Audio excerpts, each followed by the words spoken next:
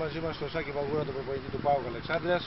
Σάκη Παγούρα, μέχρι το 28 δεν είχατε καμία ευκαιρία. Από το 28 και μετά.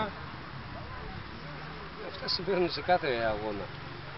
Φρέσκια και η άλλη ομάδα, αναγνωριστικό παιχνίδι, με καλή ομάδα, έμπειρη. Από εκεί και πέρα εμείς δείξαμε τις δυνατότητές μας και νομίζω ότι το σκορ τα λέει όλα. Στην αρχή αγχωθήκατε πάντως λίγο, γιατί αργήσατε να βάλετε τα γκολ. Καθόλου. Η ομάδα αυτή δεν έχει άγχος, παίζουμε χωρίς την αίσθηση του φόβου. Παίζουμε το παιχνίδι μας και από εκεί και πέρα, είτε αργά είτε γρήγορα, κάποια στιγμή η ομάδα θα πετύχει το στόχο της. Εγώ σας είχα πει και από την αρχή, ομάδα που μπορεί να βάλει πάνω από 2 γκολ τον ΠΑΟΚ Αλεξάνδρειας, ότι μπορεί να πάρει και βαθμό. Πάντως τρένο μέχρι τώρα. Αντίσταση 0 από καμία ομάδα. Εντάξει, σας είπα, εμείς δεν μας ενδιαφέρει ποια ομάδα θα αντισταθεί ή όχι. Όλοι παίζουν ποδόσφαιρο και κάποια στιγμή μοιραία θα έρθει και η ισοπαλία και η ήττα για την ομάδα μας. Αλλά η εξυπνάδα μιας ομάδας είναι πως να διαχειριστεί την ήττα και όχι τις νίκες. Σας βλέπω πάντως κάθε Σαββάτο είστε ήρεμος.